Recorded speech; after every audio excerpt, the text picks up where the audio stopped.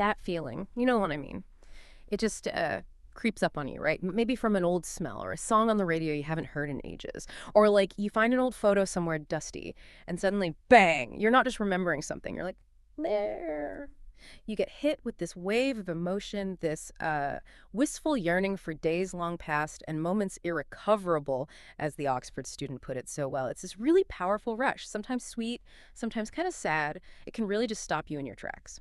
So today, we're doing a deep dive into exactly that feeling, nostalgia. And it's way, way more complicated than just, missing the good old days. We're going to pull back the curtain on where it actually came from. Its origins are pretty surprising. We'll explore the really intricate stuff happening in our brains when we feel it, and we'll try to understand its deeper role in our social lives. You might actually be surprised to find out this seemingly gentle feeling can be both a huge source of comfort and sometimes a bit of a trap. That's absolutely right.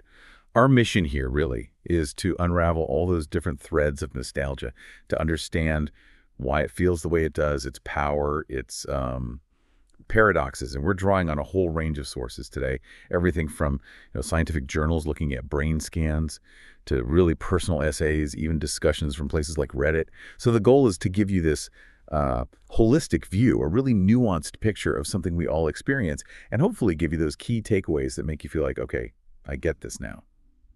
Okay, let's dive into this origin story because, honestly, it's kind of wild. It might genuinely shock you to learn that nostalgia, this feeling we're talking about, it used to be considered a disease, like a full-on medical condition, something you could be diagnosed with, and they even thought they could cure it. Indeed, yeah. It's a massive leap from how we think about it today, isn't it? Yeah. Almost unbelievable.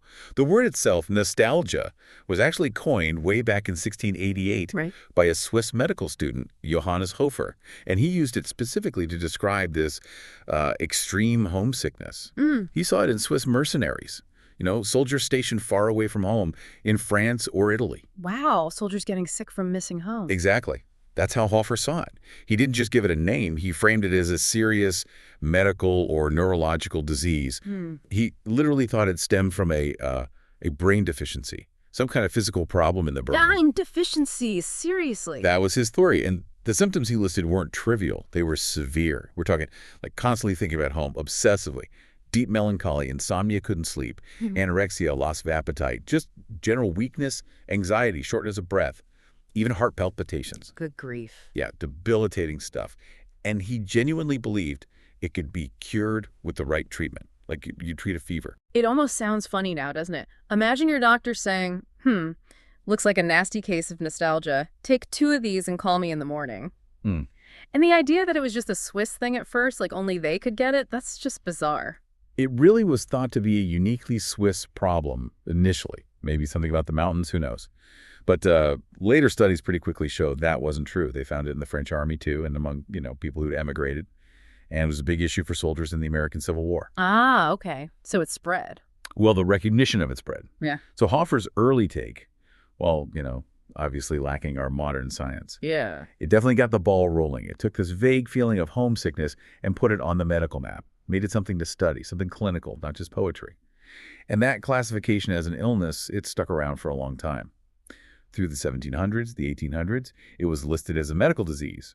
Then, moving into the late 19th, early 20th century, the thinking started to shift a bit. It moved from being purely medical to more of a psychiatric or psychological disorder. Yeah. So more mental than physical. Exactly. At that point, it was often seen as a form of melancholia, linked with feelings of loss, grief, like you hadn't properly mourned something. And depression, definitely.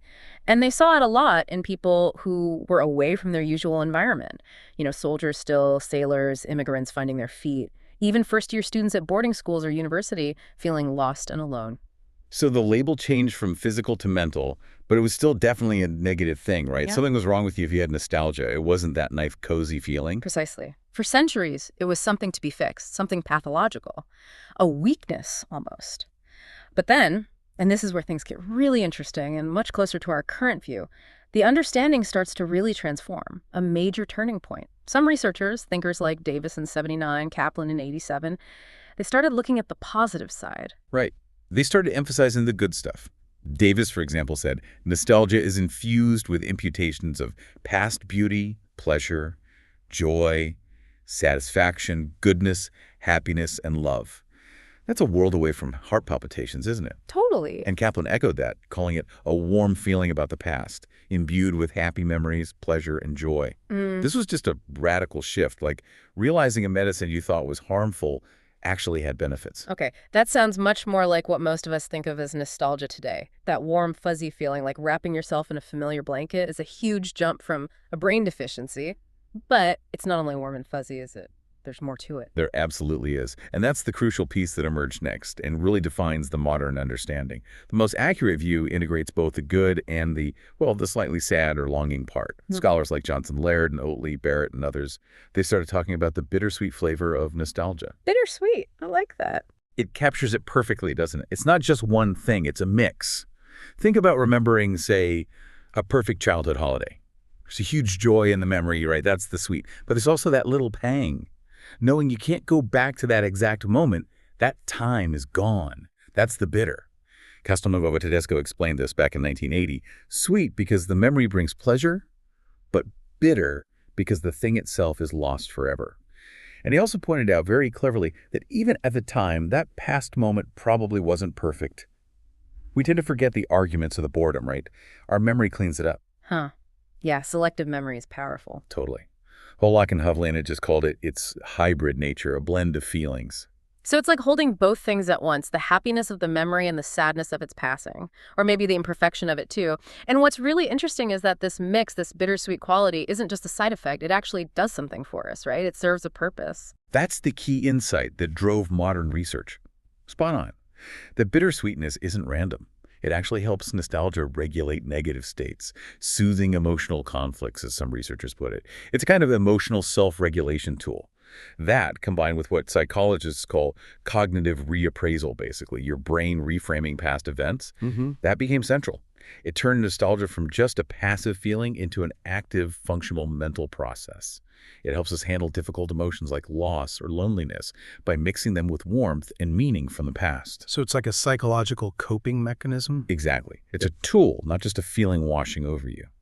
Okay, so this brings us to a really crucial development in understanding nostalgia, the rise of cognitive neuroscience in the 70s. This whole new field helped scientists realize that emotions, especially complex ones like nostalgia, they aren't just these raw, uncontrolled bursts. They're actually intricate derivatives based on individual experiences. What we feel is always tangled up with our thoughts, our motivations, our judgments about the world. Right, okay, let's unpack that a bit. So feeling isn't just feeling. It's connected to thinking. That kind of goes against the old idea of, head versus heart, doesn't it? Reason versus passion. It absolutely does. For centuries, you had this idea, especially in Western thought, of a big split. Cognition was rational, superior. Emotion was irrational, maybe even disruptive. But cognitive science showed, pretty convincingly, that emotion isn't separate. It's a complex emotional cognitive schema. A schema, like a framework. Yeah, like an integrated system where thoughts and feelings constantly interact and shape each other. And this understanding really opened up new ways to study nostalgia. Because nostalgia clearly involves mixed emotions, right? The sweet and the bitter. It relies heavily on memory, that's cognition. And it can even influence our behavior. So it clearly transcends mere sentimentality and takes on a rich cognitive dimension. It's not just misty-eyed remembrance. Your brain is actively working. Someone named Cathanaugh described it well back in '89. He called nostalgia a cognitive attempt to recapture a time when life was good, safe, secure, and contented. It's not just a vague feeling. It depends on a propositional content reflecting high-level cognitive evaluation. Okay, propositional content. What does that mean in plain English? It basically means your brain is actively constructing a scenario. It's putting together ideas, judgments, evaluations about that past time. It's not just a passive image flashing up, it's a mental production with details and meaning attached. So yeah, it's fair to say nostalgia involves a whole host of cognitions and emotions working together. It's an active construction job by the mind. Now, what actually triggers it? Lots of people think it's just, feeling bad about the present. But the research points to something more specific, more fundamental. Deficiencies in belongingness. Belongingness. Yeah. Like feeling connected. Exactly. Feeling like you belong, that you're part of a group, that you have strong social ties. Ah, that core human need.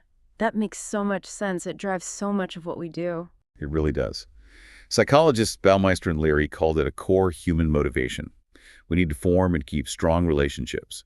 So when those important social bonds weaken or break down, Maybe you move away, lose touch with friends, feel isolated, like during the pandemic for many. Yeah. People can feel really adrift and isolated. That feeling of disconnection, that's a major trigger for nostalgia. Okay, so when we feel lonely or disconnected, our mind reaches for nostalgia. Kind of, yeah. It's a compensatory strategy. Our minds try to make up for that lack. Now, sometimes we use direct strategies like trying to fix relationships or make new friends.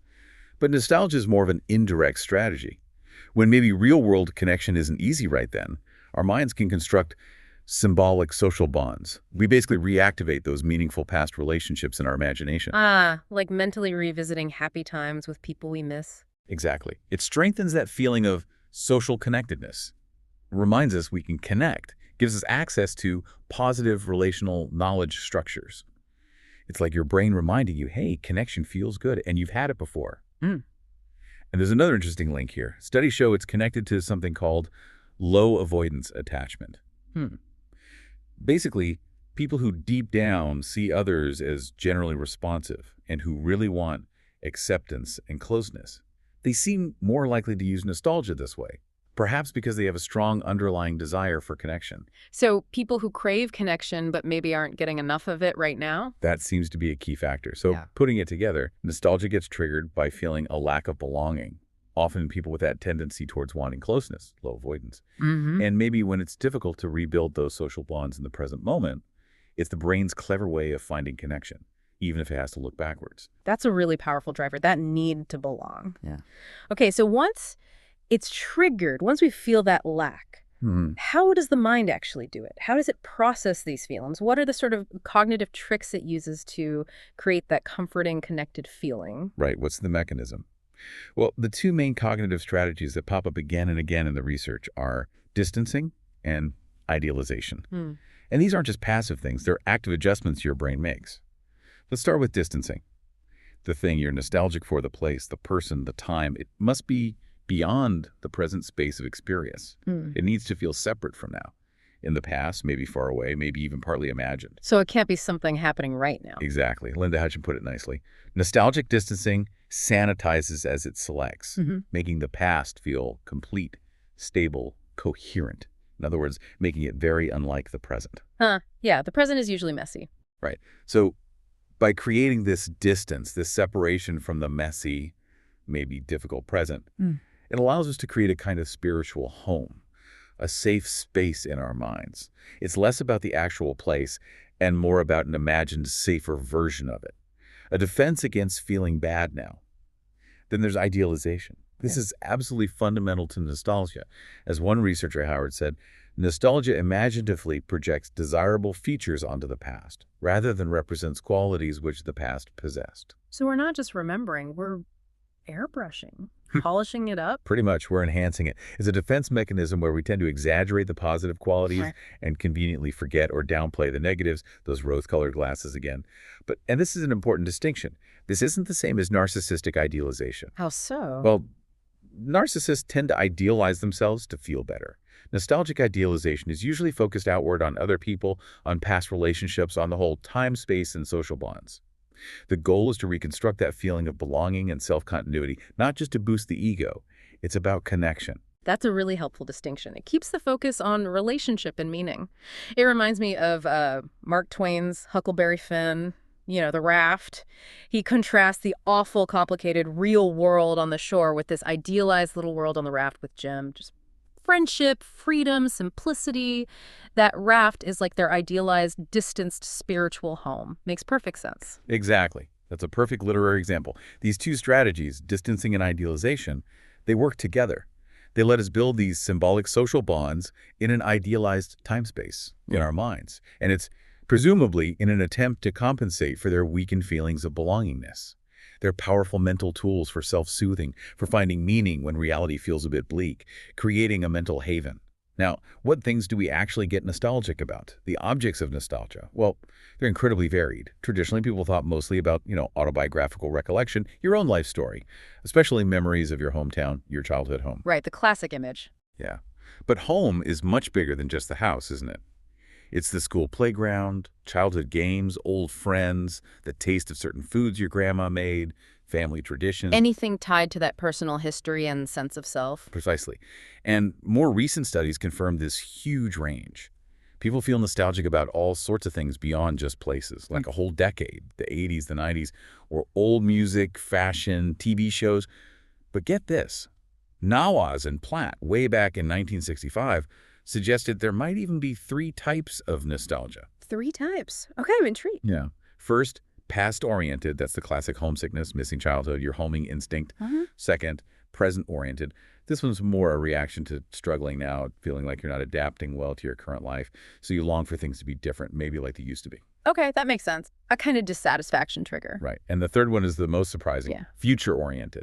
This one they link to feeling uncertain about your future goals or being pessimistic about how things will turn out. Future nostalgia. How does that work? Nostalgia for something that hasn't happened. It sounds odd. But think of it as a yearning for an idealized future, maybe a vision of a better world or a life you hope for. It can act as a spiritual fortress against the injustices of reality, a way to hold on to hope or a vision for reform. So nostalgia isn't always looking backward. It can be a kind of blueprint for what you want or what society needs. That's fascinating. It really flips the script, doesn't it? Boehm, another scholar, emphasized that the object of nostalgia is so elusive. It can point to any spiritual home far from reality, maybe elsewhere or even nowhere. Crucially, she argued, this idealized home often has never existed in reality. It's built less from individual memories and more from collective projections and rational delusions, a shared dream almost. A collective dream, like a myth of a golden age. Exactly. And that collective idealized aspect, that's where it can become politically tricky. This kind of nostalgic longing can unfortunately be harnessed for political and social manipulations. The source we looked at specifically mentions the widespread appeal of political slogans like "Make America Great Again" or "Magie." It's cited as an example of national nostalgia. Okay, how so? Well, the argument is that political actors can use these kinds of slogans to mobilize support.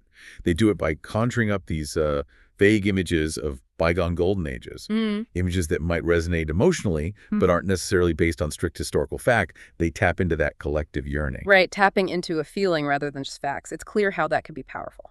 Okay, so we've seen how personal it feels, but also how it works inside our heads and even how it can be used on a bigger scale. So what's the deeper point of it all? What purpose does this complicated thing serve in our lives for us as individuals and maybe even as groups? Well, despite all those historical views of it being negative or modern criticism that it's just, backwards looking, maybe linked to conservatism or being out of touch or even xenophobic, as one source suggested, the bulk of the research now strongly suggests it serves a really vital, often positive purpose. Yeah, that idea that it's just resisting change or being stuck in the past. It always felt a bit too simple for something so universal. It really is too simple. That act of reconstructing those symbolic social bonds, building that idealized past in your mind, it's not merely a retreat from reality, but rather a positive search for meaning. Meaning. Okay, that feels important. It is. Humans seem to have this fundamental inherent need for meaning. Philosophers have talked about it for centuries. Kierkegaard, Heidegger, Camus. We're meaning-making creatures. We need life to make sense, to have purpose. And what is meaning in this context? Well, one definition connects it to the self. Meaning connects elements of the self. Thoughts, behaviors, desires, attributes, abilities, roles, and autobiographical memories. So it's like the story we tell ourselves about ourselves, the thing that holds it all together. Exactly. It's the narrative glue.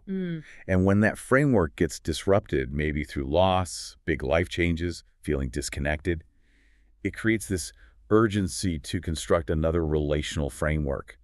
We need to rebuild that sense of coherence. And that's deeply linked to feeling like you belong, feeling secure, feeling stable. The source even gives an example, maybe a bit controversially, of people in unhappy marriages choosing to have more kids, potentially as a way to compensate for that fading sense of belonging within the marriage itself, trying to create new meaning, new connections. Right, trying to fill a void, reinforce purpose when something else feels like it's crumbling. And the Good Housekeeping article provides a really moving personal example of this search for meaning through nostalgia. The writer talks about using nostalgia during the pandemic, scrolling through old photos, rewatching comfort shows like Gossip Girl or How I Met Your Mother. Oh, yeah, I think a lot of us did that. Totally relatable, right? But for her, it wasn't just killing time. It was a coping mechanism. She was dealing with being physically separated from loved ones, and she found that doing this genuinely helped her feel closer to them. It reminded her of simpler times, times of easy connection. That hits home. The pandemic really drove home how much we need that connection and how our minds will find ways to get it even through memory. And this leads to a really crucial practical point about how we do nostalgia. While just sitting alone, reminiscing too much, can actually backfire. It can lead to feeling miserable, avoiding the present, maybe even depression, as psychologist Christine Bacho warned in that article. Right, the potential downside. Yeah. Yeah. But sharing those feelings and memories with others, what they call social reminiscing, that seems to be key. The writer found real connection by having regular video calls with friends, looking back at old college trips together. It reminded her that life can be fun and will be again. As Bacho said, nostalgia does not necessarily always have to be a solo experience. So sharing it makes it healthier. It seems so. Keeping it social can help avoid the trap of solitary remembering that can become isolating if excessive. It turns it outward, makes it a bonding experience. So it's not the remembering itself that's the issue, it's how you do it, whether it connects you to others now or just pulls you away from them into the past. That's a really useful distinction. And that idea of connection, of integration, links directly to nostalgia's role in our identity, who we are. The Oxford student article captures this beautifully. The author talks about seeing old school photos, a Lever's video, and getting hit by this powerful sense of nostalgia, feeling almost teary. And they describe it not as just sadness, but a kind of melancholy bound up with a fondness, like a deep and unparalleled affection for one's own journey through life. And crucially, seeing it as an attempt to hold on to one's own cohesive self. Holding on to yourself. Yeah, it's resting. It has this magnetic attraction Yeah. precisely because it connects us to who we've been. It reminds us of the path we've taken to become who we are right now. It reinforces our narrative. That really speaks to how our personal history isn't just a list of events. It's woven into the fabric of our identity, right? Our sense of self is built on that past. Absolutely. The article brings up The Great Gatsby as like the ultimate novel of nostalgia. Gatsby's whole life is this heroic attempt to rebuild his youth. Remember his famous line, "Can't repeat the past? Why, of course you can." Yeah, iconic and tragic. Exactly. There's something admirable but also deeply flawed in his attempt. But Fitzgerald's real message, the article suggests, is in that final line. So we beat on, boats against the current, borne back ceaselessly into the past. That pull is inescapable. It suggests it is, even though modern life often tells us to shed our past, look forward, don't dwell. Fitzgerald and maybe our own experience tells us none of us can escape its powerful reach. The past pops up unexpectedly, doesn't it? Through a half-remembered song, a scent of familiar perfume, a certain laugh. So sensory triggers, yeah. Right, so the article suggests maybe we should see nostalgia less as trying to literally go back and more as embracing our holistic self. Accepting all the parts of our story, good and bad. That might make us slightly more comfortable with it. Accepting the past as part of who we are now. Now let's zoom out even further to the cognitive and maybe even evolutionary reasons for all this. The PMC source puts it very bluntly. The past is undeniably special for human beings. This isn't just sentiment. It's fundamental to how we operate, socially and individually. Both people and groups, families, nations, we define ourselves through history. It's how we know who we are. And get this statistic. Apparently, we spend about 40% of our conversation time telling stories about things that have already happened. 40%, that's huge. It is. And we have this retrospective bias. We talk about our personal past 2 to 3 times more than we talk about our future. This isn't just casual chat. It points to something really deep about our minds and our social nature. Okay, this is where it gets really fascinating for me. Why? Why is the past so incredibly important for us? What's the deep down reason our brains are wired this way? It feels like more than just learning from experience. You're right, it goes much deeper. Humans have this specialized memory system called episodic memory. And it's special because it doesn't just let us know that something happened, but also how we know it, because we experienced it. We were there. Okay, so memory of specific events you were part of. Exactly. And this ability turns us into potential witnesses. It allows us to give testimony about the past. Now, why is testimony so important? Because the past is often the only thing that can determine present social realities. Things like commitments, you promised, entitlements, that's mine, I found it first, obligations, you owe me. Things based on past actions or agreements. Precisely. These social facts often don't leave physical evidence. A promise doesn't leave a trace in the dirt. So remembering who promised what, who owes whom, and being able to testify about it is absolutely crucial for coordinating social realities with other individuals. Our social world depends on it. Episodic memory also lets us manage our conversational commitments. When we claim we know something because we saw it ourselves, I saw it with my own eyes, we're claiming epistemic authority. Like saying, I know this for sure. Right. It makes you directly accountable and usually more convincing. That's why firsthand accounts are powerful, why we cite sources, why we take credit. I figured it out myself, or we hedge. Well, I just heard that somewhere, when we're less sure. This whole system of tracking information sources is so basic that it's actually built into the grammar of about a quarter of all known languages. Wow, really? Built into the language itself. Yeah, things like evidential markers that specify how you know something. It shows how fundamental this is to human communication. And the past isn't just for making broad generalizations, like learning patterns. Specific past events can challenge those generalizations. They provide counterexamples. Like if someone says it always snows here in January, your memory, your testimony, well, it didn't snow last January when I was here, can instantly limit that broad claim. Right, a specific memory can trump a general rule. Exactly. Specific events can also work as exemplars. Powerful examples that illustrate a general point. Think about asking a zookeeper if tigers are dangerous. If they say, yeah, I got scratched by one once. Ouch. Point taken. Right. That one specific story, that exemplar, carries huge weight. It makes the general claim, tigers can be dangerous, much more vivid and believable. And this leads us straight into the world of gossip, which sounds trivial, but it's not. Research suggests it's the most common topic of conversation. Maybe up to 65% of our casual chat involves social evaluation talking about others. 65%. That much. That's what the study suggests. And information about someone's past behavior is seen as really diagnostic. It heavily influences how we judge their character, their reputation. So gossip plays this crucial role in stabilization of cooperative group living. How does talking about people stabilize things? By sharing information about who cooperates, who cheats, who's trustworthy, who isn't, it acts as a kind of informal social control, keeps people in line, encourages cooperation.